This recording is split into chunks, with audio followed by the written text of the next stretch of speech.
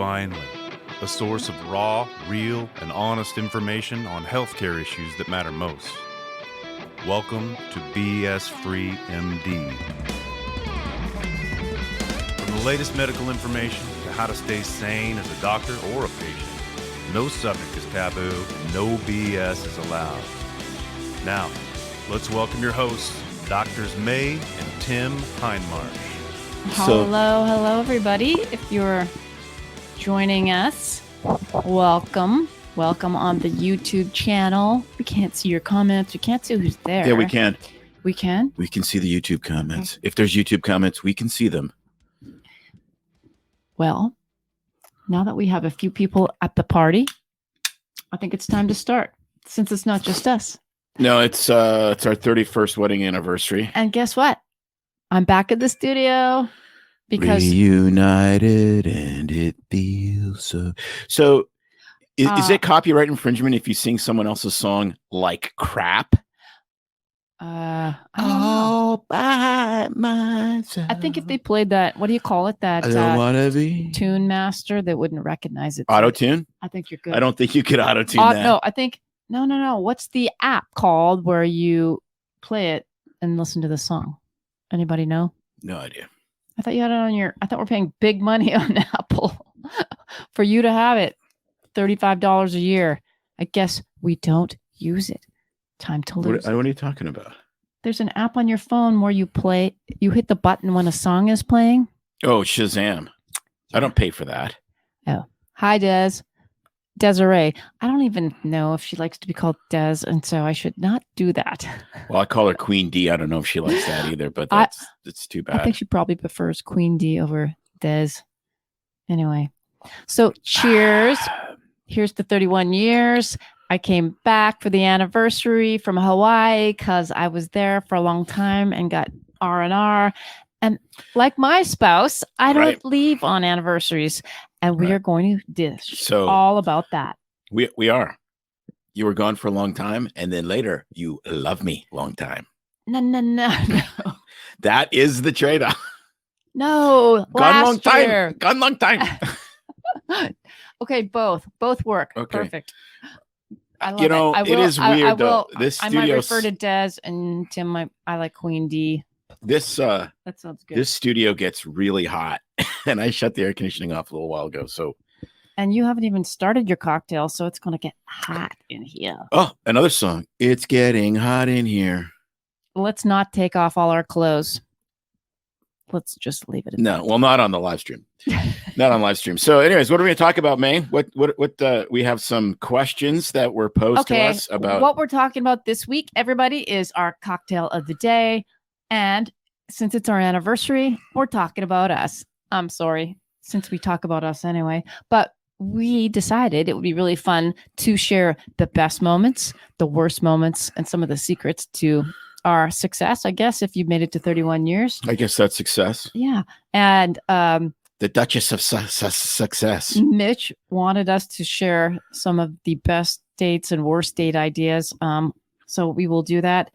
And then we're going to just do a little play on some of the antics of our life. But if you're here and you want to hear some of the behind the scenes of our life, then welcome. And we have, I'm being a producer here. We also have, what do we have? We have photos. So if you're listening to this on the replay on Monday on your morning commute and you're like, what you want to go to YouTube or Rumble or Facebook. Yes. But if you're listening to it, I will narrate what's going on. So Tim has just posted a really horrible, hideous picture of us from that is from 1980. No, I know exactly when that was. It is the 80s. That was the year the Rough Riders won the Gary Cup. That was 1989. It was at our friend's wedding. Yes, and he's still married as well. And we are not married at this point because we got married in 92. Because who would marry that tie or that dress? That dress is like, I don't know. I think it's coming back in style. At least I was in Hawaii. It's in style. It's like, and that necklace is back in style. The big chunky, but that hair. Yeah, that dress is. That is my hair. That dress is. Grandma called and said, "Give me back my dress." I need my drapes. Okay, but that my hair, window coverings. That hair, and I'm not talking about mine. I'm talking about yours. No, that I had major. Tim, it looks like Tom Selleck meets I don't know, Ron Jeremy. No, gross. Maybe the lead singer from Megadeth, because he's Dave short. Mustaine. He's not Megadeth. He's not short. Metallica. He's not short either. Iron Maiden. Then he's short. Sorry, yes. Bruce Dickinson. Bruce Dickinson is short. Yes, he is.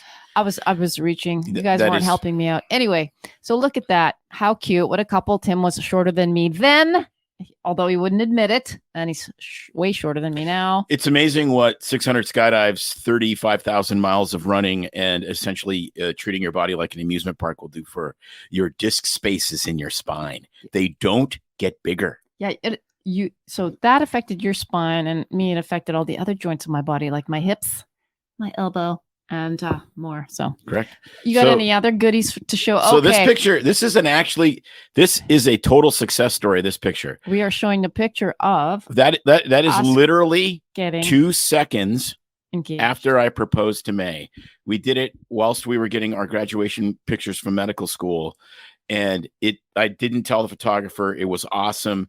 She said, let me see your hands, because May was holding this book. And I said, if you're going to show her hands, she better be wearing this. And I pulled the ring out and totally surprised her. And then she made harp seal sounds, just like what a harp seal makes after you club it with a bat. And what does that sound like, Tim? It sounds like the sound you made.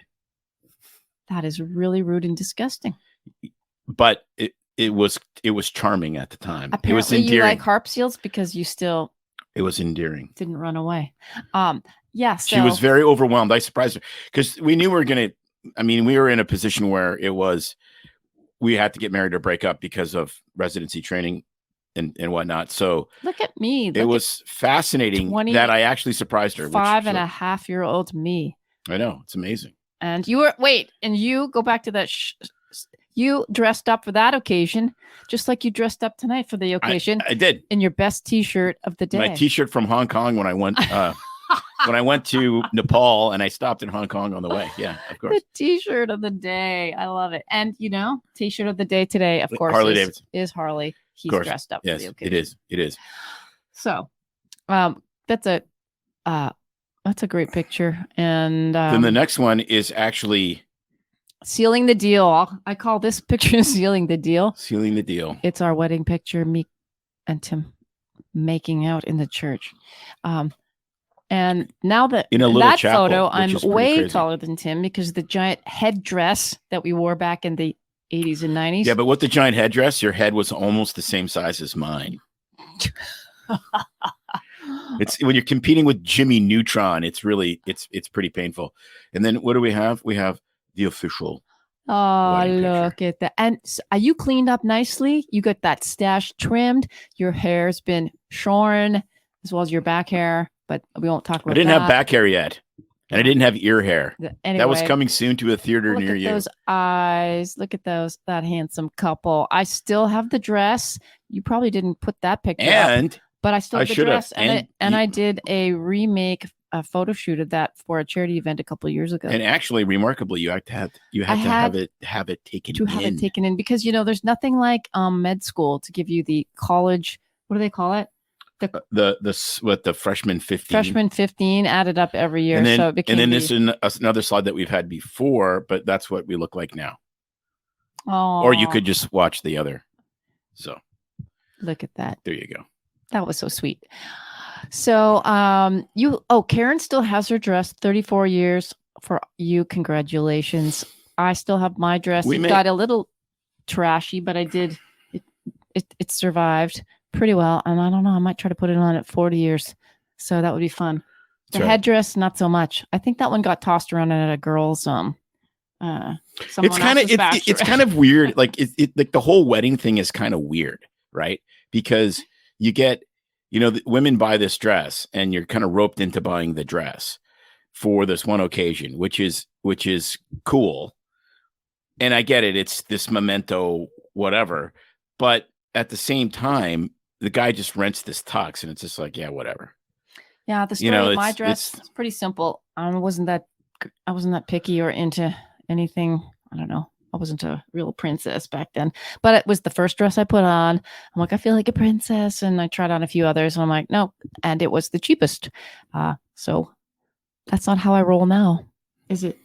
No. I got the King Midas touch. I learned it from him. Yes, I you guess. did. You married the King Midas touch.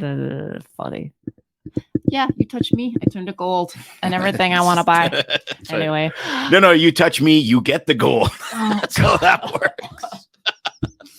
Yeah, they call that a quid pro quo. Man, I keep drinking this. I won't be able to say quid pro quo. Karen, I love your idea. Can you rent wedding dresses? Why? That would be a great business idea. I would love that idea. Except, you know what? Somehow I guess they don't get trashed. Your friend stepped on my dress because he thought it would be fun to try to trip us, and it did rip a little bit. Right.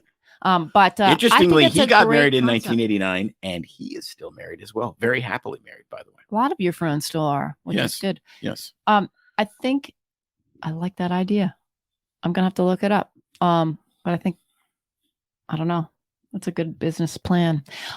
So I thought it would be fun to did you share any, or did you get anything uploaded, Tim, about where we met and our first date? I don't know if our first date's very exciting to talk about, although in my mind, what our first date was, might be a little different than yours. Vignesh, I'm glad you liked the women. He transitioned quite nicely, didn't he? Yeah. I would say so. Yeah. Do you want here we have a video. Going down to the secret locker lounge. This would have been what the lockers are, but now they're no more. That's where I slipped the secret log notes in Tim's locker. She did. I think someone actually put human heart and some other gross parts in someone's locker too, but. And then there was a bathroom right here where one of my classmates was absolutely in agony with a kidney stone, and I pulled his locker off of his lock off his locker, and I kicked it into the women's bathroom while he's like sweating bullets because he's trying to die. Can you point out exactly where the locker was? On the left. This is where it all began. 30 years ago. That's right. More than that. Now to the chapel. Chapel. He said, I do. So that was fun. Last summer, we did a little thing where we go back in the summer to Tim's hometown where we met in university, and our real and video producer Mitch came with us because he's a family friend, and he recorded all that for us. But we have reels. If you flip back through Instagram or Facebook, you will find a little series that we did last summer of where we met in med school, getting married at the chapel. We revisited that. It was super fun, and it was a great time. So we will be heading back this summer, but that's from then. So we thought we would share that just that you could see where it all began. We met in med school, and I'm not going to go through the whole thing because we did a little series on it on our podcast way back. Go back to episodes 2 through 5. We talk about us, how we met, Mm-hmm. how it all began, and yes, we met in med school. Very boring. Lots of there's like 5 couples in med school that met. I stalked Tim because I had a big crush on him. We were friends to begin with. We actually started rock climbing together in this little group of friends that did indoor sport climbing. And anyway, started to fall hard for the guy. And I stalked him, leaving little love notes, and made this fun trail of disguised writing and poetry, and dropped hints about myself. And finally he figured it out. Oh, I'm trying to remember. I think it was I don't know. February It was sometime. several months later. Anyway, Yes. he figured it out, and then we started dating. Although we went out to dinner one time before while we were friends. You had to pick your mom and dad up from the airport from a trip that they were on to Asia or something, and we went out to Saigon Rose for Asian food. And I was infatuated with him, and I thought, this is the best date I'm ever on, and it's not really a date. So there you go, Mitch. That was our first date. But the official first date was to a concert at a church event with your friend. And that was our first date at a church. There you go. Sorry, And pretty boring. That's the foundation of our relationship, like it or not. So I would say that you know, in our relationship, we dated for what? We were officially dating for a year. for a year. We got engaged February 13th. Not the 14th because that's cheesy. So I did the 13th. That's when the pictures were taken that we February posted. 13th. And then we got married And then I on planned May the what? I planned the Because you wedding. can't remember the day. Shut it. I planned the wedding from a hospital bed while I got my first ACL reconstruction on my 2 weeks of vacation. I was in the hospital for a week back in the day. And we got married May 24th, 1992, 4 days after we graduated med school. Correct. Graduated Thursday, married Sunday. Bada bing, bada boom. Did our residency. Oh, what a fun year that was. Yeah, that sucked. That if we that would would've- be the low of lows in our relationship. that was absolutely 100% the low of lows in our relationship. If we would not have had our faith and what we believed marriage was about, that year would have ended in either divorce or homicide or both.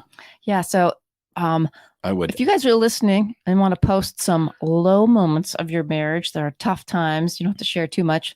That would be great.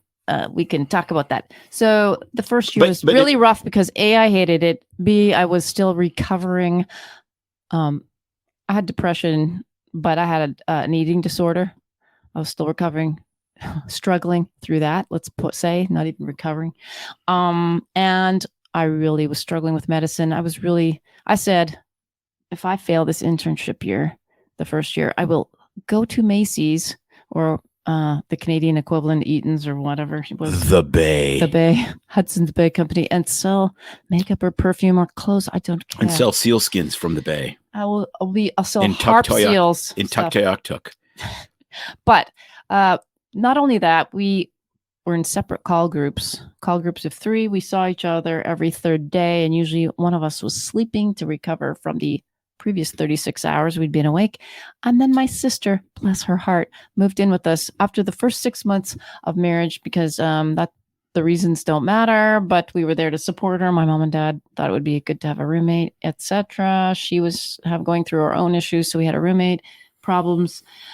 It was tough. And poor guy here, I'm sure he would have left if he could have run away, but he was stuck at the house. Run away to what, though? I mean, that's the point, right? Like the whole point of this is you make a life, and making a life is not easy.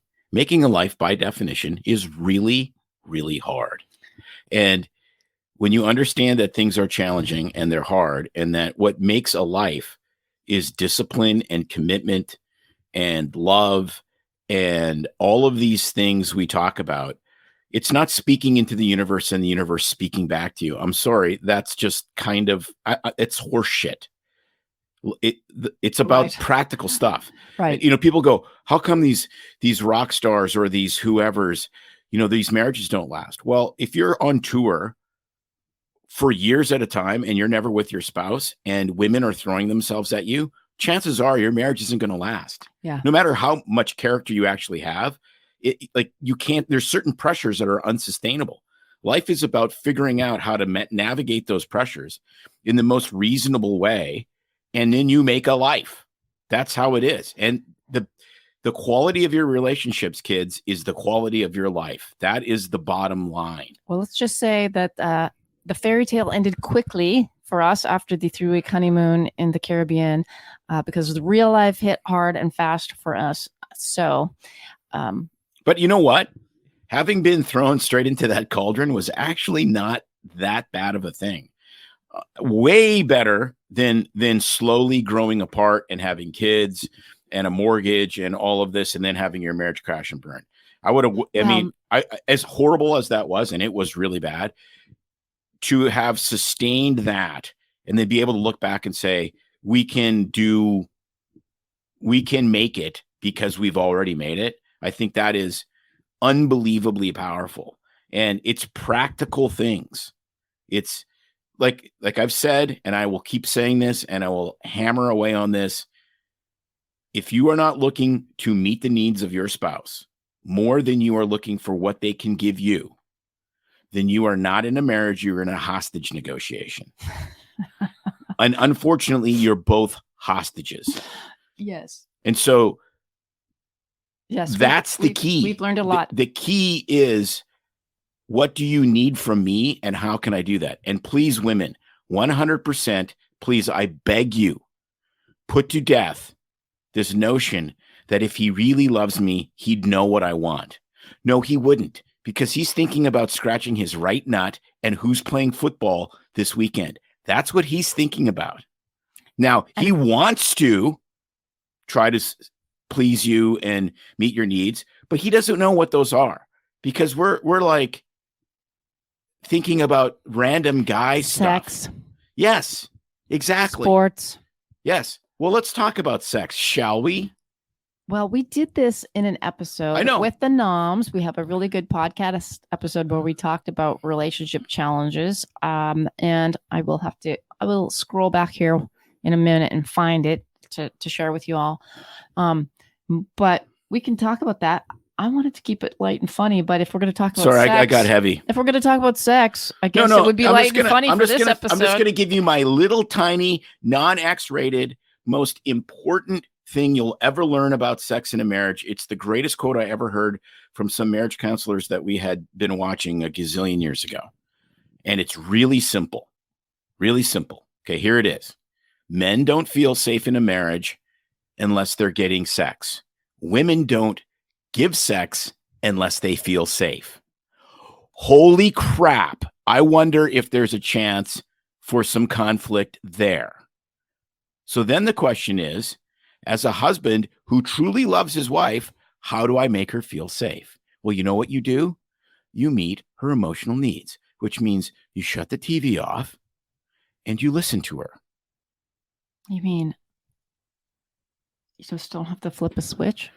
No, but And make it happen? you learn how to listen. That's probably the most powerful thing you can do. And for me, May is a acts of service. Her love language is she loves acts of service. So for me, it was emptying the freaking dishwasher. I think I'm all the love languages. I think I like stuff and acts of service. You like gifts. And I like, but you do like acts of service. Words of affirmation. Yeah. And I like physical touch. Just regular physical touch. Just regular hugging. Just that. Just touch. And then the sex part is it's not a separate one. I think we missed one. Right. But that's the key. Anyway. So it starts with, guess what? Communication. Yes. What do you need from me and how can I meet your needs? And then when your husband does something that's good, then just say, hey, that really meant something to me when you did this. Yes. So you've got to give him some positive reinforcement. Like give the dog hey, a pat on the back when he goes in his but you gotta think like a guy. Like you're golfing with your buddies and you launch a 285-yard bomb down the middle of the fairway and they all slap you in the back and they might be jealous as hell, but they're like, dude, that was awesome. You rocked that. That was cool. That's how you got to speak each other's language. Think Neanderthal ladies. No, that's just cruel. Neanderthal. But, no, think the guy that's going to kill the freaking lion before he eats your family. Yeah. Isn't that attractive? I think that's probably it's attractive. Not always romantic, but you have to spell it out sometimes. And why that's do okay. I have to spell it out? And this is what I've learned. Why? This is what I've learned, and to do it in the way that's not demeaning and treating him like a toddler or Neanderthal. It's to put it in a way that he understands. So I know my husband. I know that he likes cars and sports, and so I think about how he would think about things if it was a sporting event, or what it means to him if it was a car. If I left a banana peel in there in the car and it was starting to rot. It's like, which I might have done in the past in my own car. It's like, I'm kind of messy, not terrible when I'm alone in the house. And then that would drive May crazy. But then she'd get in a car, which is like a tiny, like it's what, like 5 square feet. And there's degradable banana peel drove him crazy. And there's like fruit debris. One banana. Like, how does that make sense? Anyway. But you get pissed off about the magazines? I'm sorry. I don't understand. I don't understand. Magazines. I fail to understand. Okay. So I would frame it in a way that he could relate to, make it into a sports analogy or a car analogy or something that he's into. And it's like, when you do this, it's like if this and this happened. And he's like, oh, I get it. Really? But it's the way to communicate No, in a way that each other understands. So exactly. And there is a little bit of caveman, like seriously, like the Tim Allen stuff with the, that's true. And I think, honestly, I don't know, I'm not a woman, but I think that that's kind of attractive. Like, you want the guy that's going to kill the mastodon before the mastodon kills your family. yeah. And I would say, and it's different for us. It's very difficult sometimes to relate because my brain sometimes is more like a man and Tim's is more like a woman. Men are from Mars, women are from Venus, and not always in our house. So we have to flip things around a little bit. But guys have to remember that women want to be heard. And so sometimes. And women need to understand that men want to be blown. Sorry, he wanted some comedy. Like I said that. I'll be watching football and May's like, you're not paying attention to me. And I'm like, you're still wearing clothes. Show up naked and bring me a sandwich. You have heard that before. Yeah, that's right. And it's not to be taken offensively. You should, I guess, in some ways respect that he's still attracted to you and that's important to him. But guys need to remember to listen. And listening just doesn't mean sitting there nodding your head going, That's not listening, because it's going to come back and bite you on the ass. Because you know what? She's going to say something which says, I'm going to go buy that expensive Kate Spade or Louis Vuitton purse, okay, just to test you. And you're going to go, And then she'll show up with this thing and you'll see the credit card bill and you'll be like, what the heck? Well, you listened. So undivided listening time for the wife is important. Women need that. And if you let's see, I'm trying to change this in my brain, flip this, because usually women like to talk in our relationship. If you haven't figured it out, to the talkers, this one. And so sometimes I need to cut him off and say, you need to listen to me. But I'm just as guilty, and I will admit it, that he's going on and on and on. And I'm like, oh, really? Little STFU, right? I will just sit there and look through him and not really listen and pay attention. And that's not fair either. So then I've learned, to be fair, to say, okay, I will give you this amount of time because I have something to do, or can you stop for a minute and repeat that, please? Because I really wasn't listening because something else was going through my brain. And that I think means something to him, right? Because it's saying that I want to listen. I haven't been able to. And oh, by the way, we were discussing where we're going on vacation next year, and I don't really care about the history of Crimea and the Black Sea. Did you say that? Did I miss that? No, I say shit like that all the time. I'm like, oops, I might have missed that. Anyway, so that's I was going to save that seriousness for the end. Well, we're already at 29 minutes, so I don't know. Maybe the glue that holds things together, but communication is key. Trust is key. And let's talk about some more fun things, I guess, in our relationship. Well, why don't we do? Yes. Okay. Let's share what we have for cocktails this evening.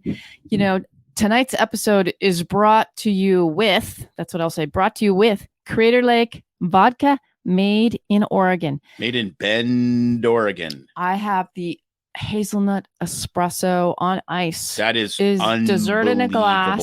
If you like coffee and vodka, because that's all I drink. Who doesn't like coffee and vodka? Mormons. Hazelnut espresso vodka is on ice is great. Now this is just the regular. Tim vodka. Is drinking the Crater Lake regular vodka, and I'll hold it back here where it's in focus, honey. What I like about it is gluten, as my daughter would say. Sorry. They're all gluten-free. Gluten is not going to live in 40% alcohol. I'm sorry. That's just, if you look it up, insane. Most vodkas are gluten-free because they distill it so many times. The gluten can't stick to the vodka and it's gone when it's distilled. But depending what they make it out of, I think this is corn. She swears she can tell the difference. I think I can usually tell. The wheat vodkas have this kind of barley, like beer to them, but corn or a potato. Usually it's corn if they don't. The one we got to try now for another comparison that I think is really amazing is Ciroc, which is grapes. Oh, I love Ciroc. Which is grape But Crater Lake, thank you for being on our 31st wedding anniversary podcast. We thank you. Yes. So Yes. there And you go. Thank you more if you send us money. We would always appreciate that. Have you mixed yours with anything, dear? I mixed it with this lemonade stuff, but So I forgot the lemonade to he forgot to bring in. And the cocktail is with Knutson's with a K. Knutson's strawberry lemonade at Trader Joe's. They have different flavors. The stuff is delicious. Big fan of low carb, I believe. And they have strawberry lemonade, regular lemonade, and some other flavors. So for a light, summery strawberry lemonade martini, really it's very good. There you go. Crater Lake vodka and Newton. What are we doing? Newton's, What are we doing juice. after the podcast? So we are having dinner at home with a giant piece of meat. This is a tomahawk steak. I think the 31st anniversary is the giant meat anniversary. I've never eaten a tomahawk steak. Yes. This is an unbelievably expensive piece of meat. And it's brought to us through Oregon Valley Farms. Yes. They've been our sponsor. So Oregon Valley Farms, thank you for that big tomahawk steak that we got on a wonderful sale that you have. You guys need to check them out. Good. They're local, and we've talked about them so many times. They have great organic, hormone-free, antibiotic-free beef, cattle, pork. Oh, cattle is beef. Whoops. Beef, chicken, pork products in the Pacific Northwest area. I think chicken comes from California. It's amazing, all of the meat, and we love their stuff, and that's what we're having. That is, though, tomahawks are special occasions. That's not cheap. That's 2 pounds. No, and we're sharing it. And it's a very, it's expensive. Yeah. And I would just like to say that sometimes in this relationship, I feel like a very expensive piece of meat. So I'm speechless. I get. Oh my goodness. You're a total winner. Did you have some more videos to share before we get on to the top 3 highlights and the top 3 worst moments of our marriage? 1 or 2 more. I don't know. We got a video. Chapel we got married in. It is now the chapel we got married in building, but all of the stained glass and so forth is here, and it is just an absolutely stunning setting, like just wild. So happy that they preserved all of that, and like the wood and the arches and the beams is impressive. Really kind of cool to come back here because it really has been 30 years since we set foot in here. I've not been in this building since the last time I was here. You were crying. Was the last time we were here. I was crying. Maybe that was a bad thing. I don't know. Anyway, yeah, this is really cool. I love it. Spectacular. It almost makes me feel like I need to go back to university again. No, I never feel like I want to have to go back to university again. Nice. I see you were sporting the Sturgis shirt that time, my dear. I gotta class that shit up every once in a while. So that was the chapel we got married in, right across the street from the medical school. Great place. It's still intact, although they're not using it as a chapel anymore. They have some education, master's classes in there, which is kind of weird. But I think it's the student union building for something. So thank you, Canada. We were honored that they let us just go. No, they were walk very, around very gracious to us. We said we got married in here 30 years, and it was awesome. Like, oh, you got married, eh? Well, no one gets married here, eh? Because it's Canada, and they don't do that anymore. But if you get sick, we'll kill you. So they didn't say that. They were very good. They were great. Have you thought through any of these little questions that I threw your way?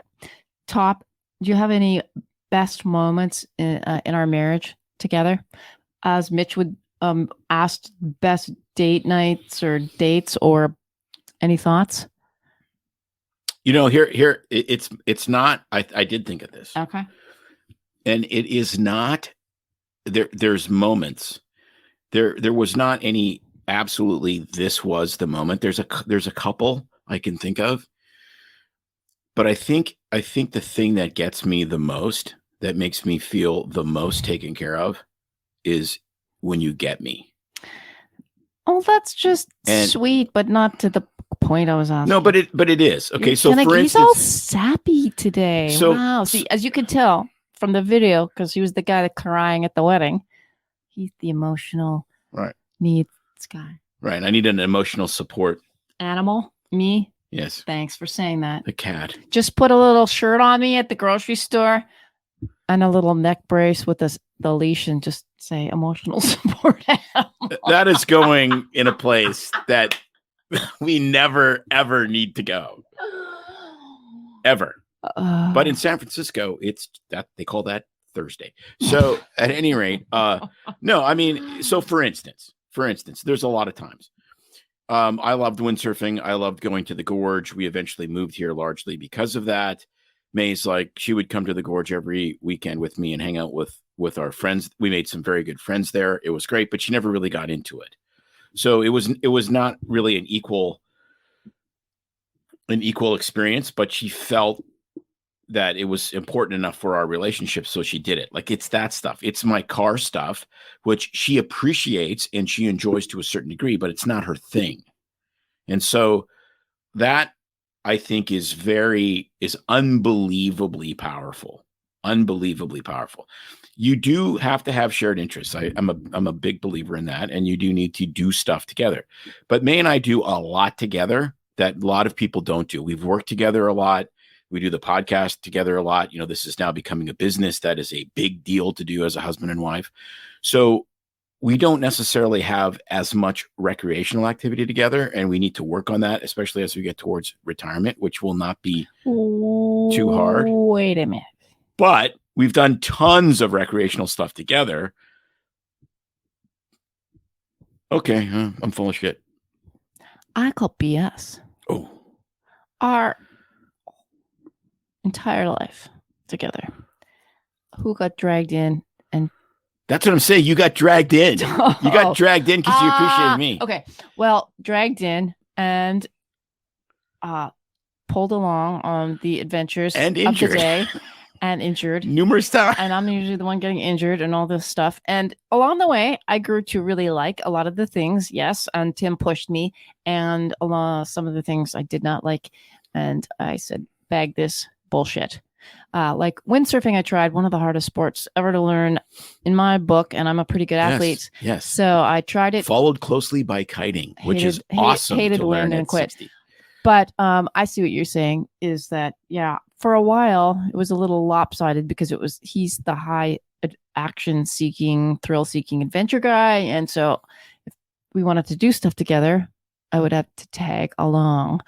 And if it was more like lay on the beach or go chill, he'd do it for 10 minutes. He's like, I can't do this anymore. I can't take it. And I'm like, I guess we're going to do anything together. I got to learn to buck up and play along. So that part was a little lopsided for a while, although there was some things we could find together. But to Tim's point, we work together, and although not exactly side by side, but often in the same building, very close by, in the same profession, we could always bounce stuff off each other.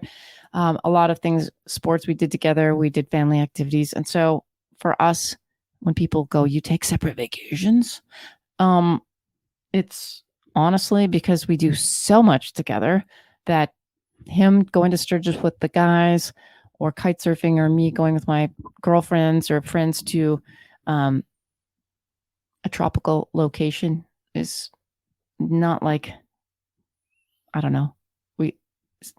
It's just like somebody would go into the bedroom or study or the man cave to get away, or the garage. So I think that's helpful. But what I was going to say is best moments in our marriage. I guess I'm thinking more specifically than you. You didn't pick actual events. Mine are similar. I was going to say, I remember I was thinking, and I was flipping through pictures, and I thought the very first half marathon I did was for my 40th birthday. And it was in Victoria, Canada. And Tim's like, I'll run it with you. Cause I was like, I don't think I'm going to be able to do this. And it was cold and dark and it was painful. And he was there, and he was my support, emotional support, physical support. And we crossed the finish line. He ran, of course, he had to finish before me. A few Did I? Can't ahead. Remember. Yeah, you sprinted to the finish line ahead. I've never finished before you ever in our marriage. Always. kidding. Ooh, Uh, that's I'm kidding. smarted. You actually, the funny part of that is because we are so competitive naturally when it comes to those kind of sport things. It's always that way. It's just like, okay, I'm doing this with you, but I gotta get across the finish line 10 steps ahead. But anyway, that meant a lot to me, and I love that. And I would say there's a few times in life, and this is for Mitch, this is not a date, but this was something we did together. We went on this mission trip together in the Philippines, and I really love doing missions, and I was the one to do actually most of them. And then Tim joined us and our team on this really crazy adventure trip into the jungle of the Philippines for 3 days, where we had to backpack in and carry all of our crap on our back. The medicines were taken in by some Sherpa local guys ahead of us, but we had to carry everything we wanted. Even though in on our back. northern Luzon in the Philippines, they're like 6,000 miles away from Sherpas, but that's okay. So we went into these 3 little villages where no doctors had been before. So we stopped. The first one was really close. There's this little trail. We get in there, and then that night after the clinic, it was like, in order to, get to the next town for the next day, we have to hike out tonight, but it's not far. There's a nice little trail. It's like an hour and a half on the trail. Would be really quick. According to the locals who know the area and are nimble and swift and know the trails. And so let me just go really quickly through this story and say, we had the packs on our back, and our group of, I think 7 or 10 at the most of us, got split up. The sun was setting. It's the jungle, and trails in the Philippine jungle basically consist of walking along a balance beam sized area along the edge of a rice paddy terrace that drops off below you into the next rice paddy or the abyss. And that was the trail. And so Tim and I got separated from everybody else. And then we got lost. And then it got dark. And it got dark. And if you were feeling unsteady in your feet, you wanted to fall to the left into the little wet rice paddy instead of to the right off the cliff. And then we got to this one area where it was slippery and wet and steep. And there was one of those rickety swinging bridges over a big ravine made out of old World War II, railroad ties and rope and cables. And at one point, we couldn't see. We didn't know where we were. And I was sliding down a hill, and I thought, I am going to die in the jungle, or both of us, and our kids will be parentless. And it was emotional. And at that point, Tim he just reached out to me. We prayed. He's like, just go slow. I'm here. We're together. I'll help you. I've got your back. And man, I couldn't have made it. And then, of course, I said, did you see the snake? No, I didn't. That would have been awesome. I don't know. That really stuck out to me. It just popped into my head today. So that was a really crazy date. There you go. What a date. I don't know. Yeah, that was. But we've done a lot of stuff together, and we've had a lot of moments like that, where you just have complete faith and trust in the other person and the God above to get you through that kind of stuff. So yeah. I think fun times. So we've done stuff like that together that really is built our relationship. The one thing, and we could maybe wrap it up on this, which I think is hilarious. Oh, you haven't had a worse moment. We got to share some. Well, here's kind of a worse moment, but I don't want to go down that trail. It's too happy, and I want to cook massive meat. So, and nobody's like throwing out any comments. So we're just blathering on anyway, here instead of interacting with the audience. It's supposed to be here's your time to talk to us. Here's the thing, right? So our daughter is literally maybe a month old, maybe 6 weeks old. You're telling the story about when I ran away from home and nobody noticed? No, that was 6 months. That was very low, but I'm talking about when we went to see Titanic. Oh.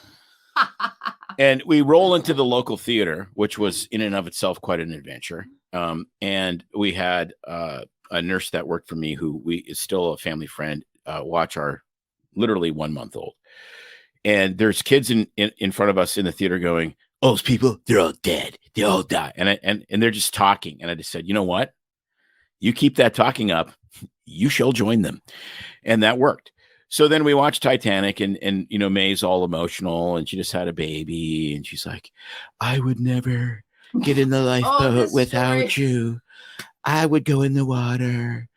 I would die with you and drown, and I would never leave you, and all this. And then, okay, so then that's all. And I'm like, okay, that's fine. We had our own Titanic moment. And then about the next summer, so it was about a year later or two.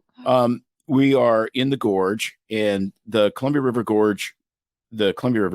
fairly warm. I mean, for a river, it's 75 degrees or so that time of the year. It has all those little feeder. And it has this little feeder river called the Klickitat. And it is suck your balls up to make them your tonsils cold, like in the 50s, probably.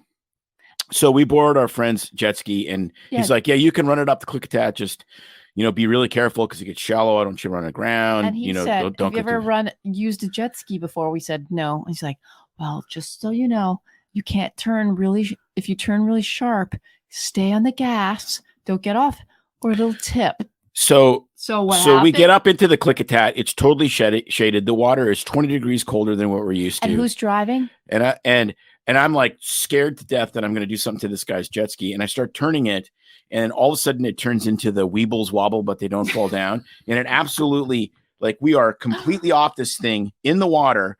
The water is 55 degrees, and we are clawing over each other's body to get back on the jet ski.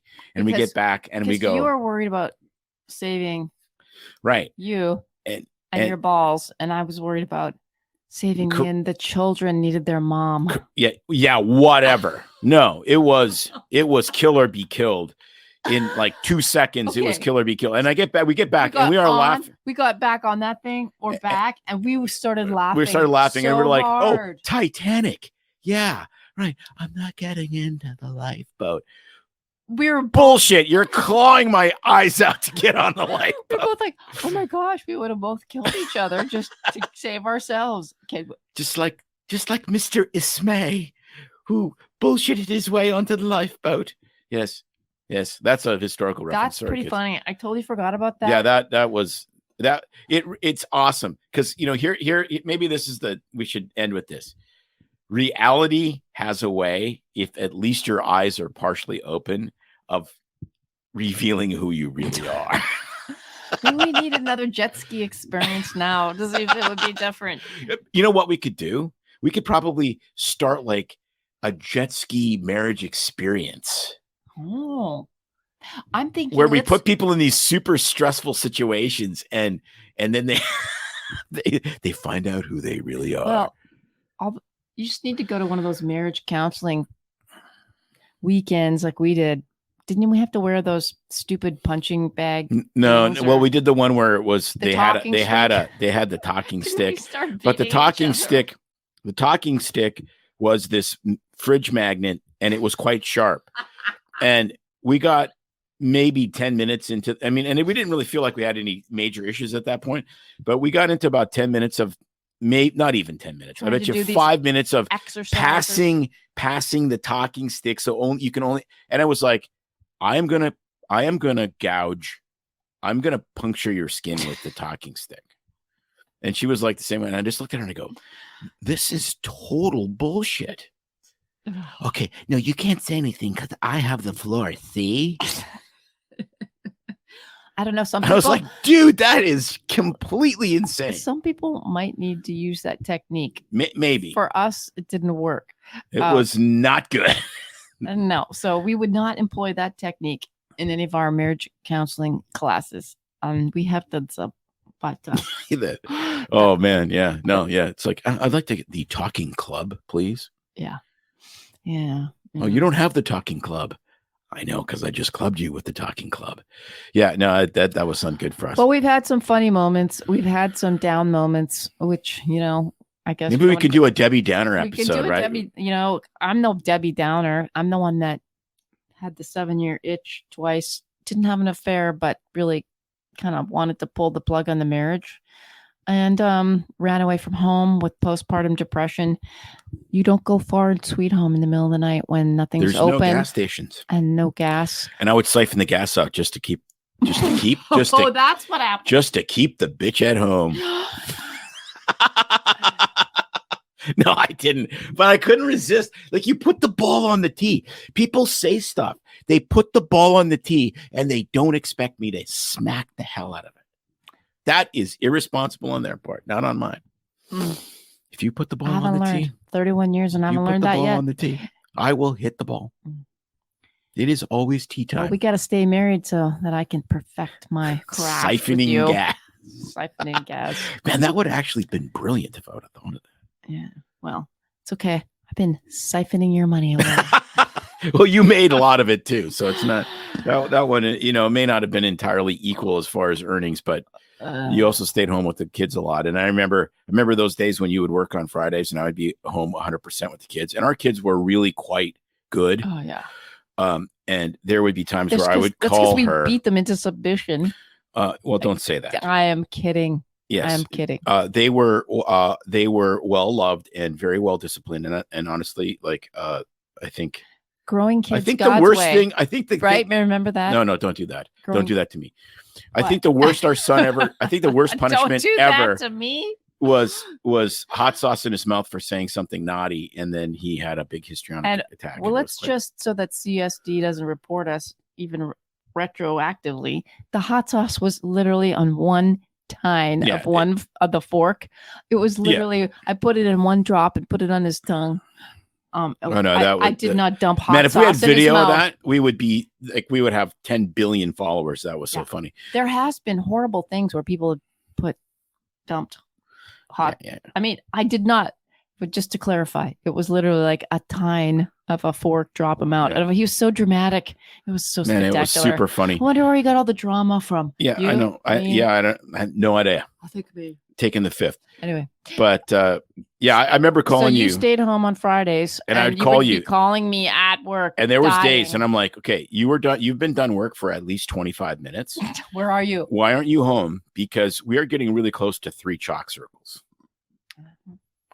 That's because we are getting close to a crime scene. And I said, I'm at the car show that you're missing. Exactly. I went out for drinks with the boys. Wrong answer. No, it was it worked out. It worked out well. Ultimately, I think our kids got a reasonable amount of time from both of us. I think we did that part. Well, there's still. Oh, okay. I can give another video clip to share. One more clip. But I think our kids are still liking us, since I did enjoy time in Hawaii with our daughter, and our son loves to FaceTime and chat with us still. No, it was cool. Like the whole vacation time, I went to a show with our son in Arizona, and we had a really great time. Just for an evening, and then May spent a week with our daughter. So let's add this one. Anniversary. You're welcome. What did you get me? I did get you something, but it's taken the 5th. These smell gorgeous. These are just for you. Happy Mother's Day. Happy Mother's Day. Tomorrow's our anniversary. Mother's Day was a long time ago. And that is how it goes in our house. Yeah, but when your kid said, like, literally a rocket scientist, he's like, well, I can't mail them to Hawaii, and she needs to receive them in a certain period of time. Ergo, I shall mail them to the house. It will be delayed, but at least they will be fresh on arrival. And I'm just like, want some gum? So sweet. But they came yesterday. And, I thought that they were anniversary flowers from our children. And I think they forgot, because neither one of them texted us. And they're not listening because they don't watch the show. So boo on you. No, they have listened to 100% of our bullshit. They need 0% more, is I think kind of the attitude, which is perfectly fine with us. Anyway. That's called successful parenting. Okay, we got it. If you guys got anything to say, type it in the comments section now. How do you read the ones on YouTube, my darling? Right here. That is YouTube. That is YouTube. That is Facebook, YouTube, so YouTube. Tim is scrolling through the chats, and he can tell.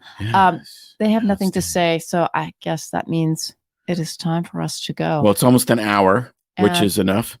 And we need to go cook these cook tomahawks. massive meat, Yes. which is bleeding all over me. It's awesome. So to end this podcast, I don't know. I did the teaser at the beginning. I have to finish it with what happened on our 30th anniversary last year. Your face. Really? Anyway.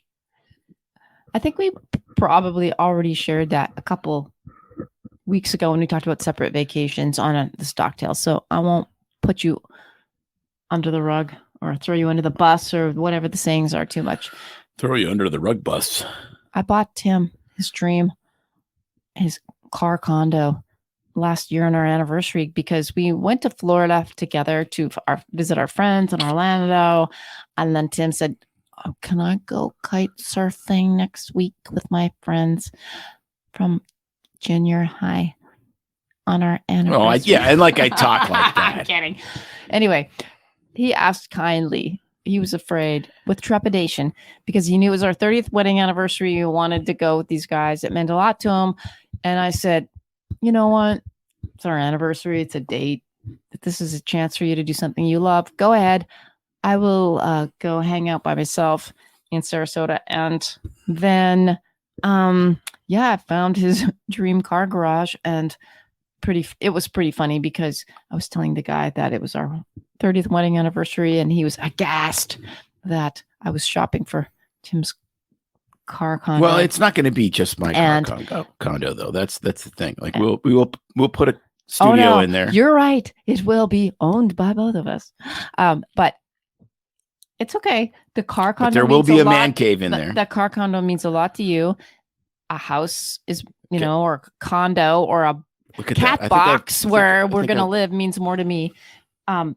And I thought it was awesome that I could do that for you. I thought it was awesome that you could do that for me. It meant a lot to me because I know how much the cars are important to you and I'm not into it. And as much as I flick you crap about it not being there, and the guy was like, but where's the flowers? She's doing this. And that was a pretty funny story. I felt awesome about being able to do that as a gift to you. So I flip them crap and I post it out there, but it was really, I think it just meant a lot to me to be able to do that. So there you go. I have all of it planned. So if you guys ask where we're living in Sarasota, it will be in a car garage. Yeah. We have unit. Thanks everybody for the wishes, all the happy anniversary wishes. We really appreciate that. We have unit 13 at Lux Dream Garage in Lakewood Ranch, Sarasota, Florida. So in the man cave. You're telling them where to show up to our house, basically. Well, it won't be at our this house. point. We can't live in it. It's not zoned residential. It's all we could afford. It will be unit 13. And there will be a bar upstairs in the man cave. And it will be called the 13th Step. But I think it's going to be the woman cave but the bar will be called the 13th Step because guess what, kids? 12 ain't quite enough. Not for Tim. You go back around to the 13th. I think that 13th step takes you to heaven for repentance. Maybe it does.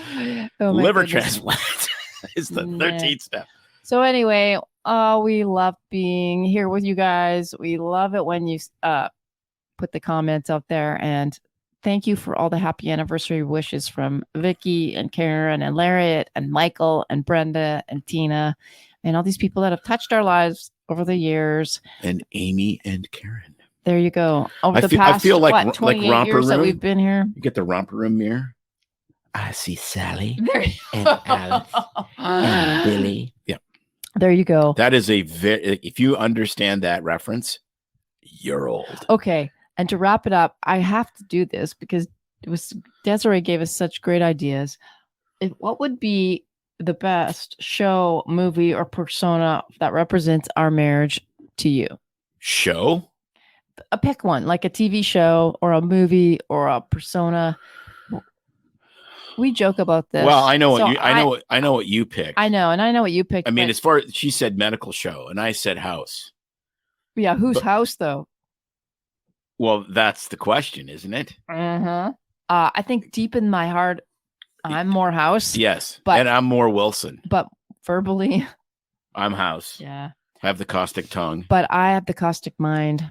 And Right. I have the very sarcastic And you brain, picked- and I will say it to him, but he'll be like, Oh, boy. "Ooh." And I said the Huxtables, which is The Cosby Show. the Cosby Show. And then you said, And then I said, Without- that's actually really accurate, but without the pervy drug raping. that wasn't part of the show. Yeah, but it was part of Cosby.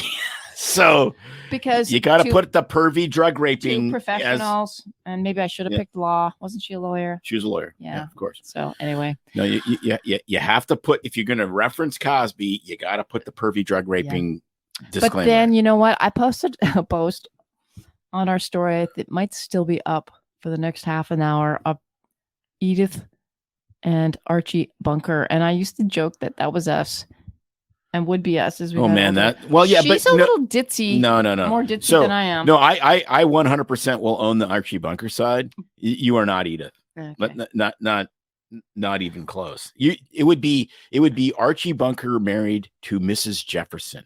That would be far more accurate. Wheezy?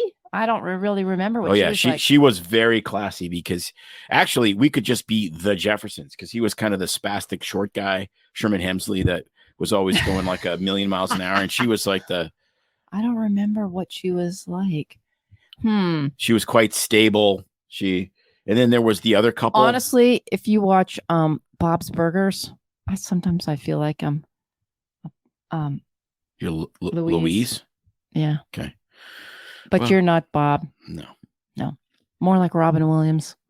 Yeah, I'm But- trying to think of an animated. But you're not really character. Mork. No, I'm trying to think of an animated. Yeah, well, maybe if I was fueled by cocaine. But Anyway, it was the 70s. So kids. there you go. That's our we're definitely not Marcus Welby or Oh no. I used to tell medical students this. It's like they would ask stuff. It's like, what? They'd ask these weird questions. And I said, dude, I want to be right square in the middle between Marcus Welby and Ted Nugent. And they go, oh, okay, I get it. And then you can't use a Marcus Welby or Ted Nugent reference anymore because they have no idea what you're talking about. So, yeah, and I'm not really current on any. I'm trying to think of any other recent type stuff. Yeah. I'm Well, sorry. who would be the family doctor that was like the happy dad? I don't know. We person? don't watch they're Grey's not- Anatomy. No, there watch isn't. They're ER. all like lecherous, philandering, whatever. So, anyways, at least with Marcus, there was no adultery. We appreciate that, Marcus. So, I think we have flogged this one to death. I need to go crank up a grill because it's going to take me a while to cook that properly. I'm not going to eat it raw like a real man, Well, I could. like a real kid. 2 pounds of meat raw. Wow, it's probably not bad for you. Probably good for you, but See this face? I don't find it very palatable. Making a big face. So Well, I will imbibe, and we thank you all for being here. Thanks for the wishes. I hope you're enjoying this on the rerun. And in audio form, which was going to make the audio people become video people, and the video people become audio people. So you can, if you started listening to this and then had to do something really important like sort out your sock drawer, you can listen to it on your way to work.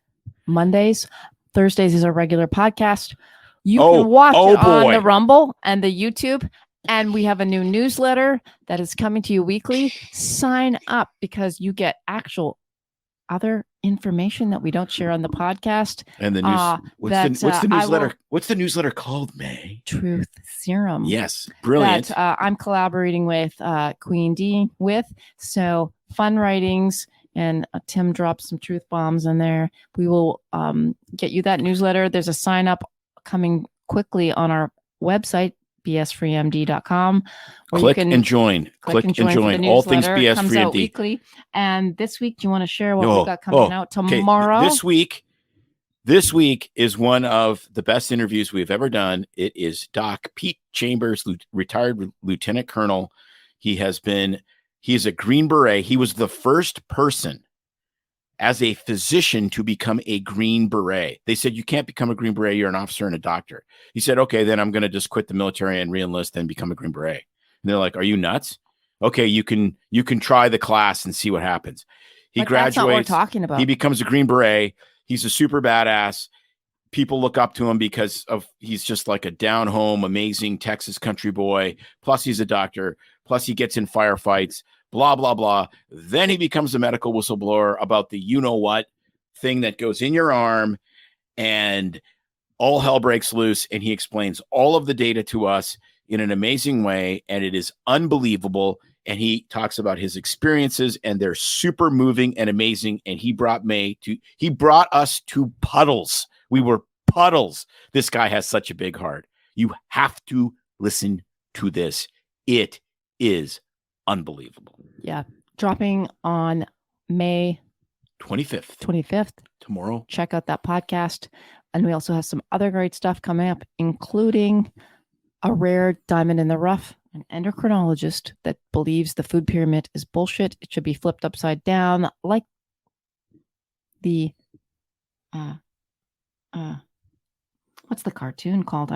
South Park episode. But I am dripping juicy meat all over the studio. So that's really amazing. She talked an endocrinologist who shares how to get diabetics off most of their medications, if not all, reverse their diabetes to a healthier life, and more. So Pete Chambers, check it out. That will be dropping soon. And check out our newsletter and all our socials. Thanks for being here, everybody. We love you. See you next time. It's no secret that medicine is a bit uptight. That's why Tim and I created BS Free MD, to mix things up a little and have fun in the process. Besides, we are having these exact same discussions all the time, so we thought we might as well invite everyone to the party. If you really like us, you can get plenty more and maybe see one of Tim's cool tattoos on our Instagram or Facebook pages at BS Free MD. See you next time.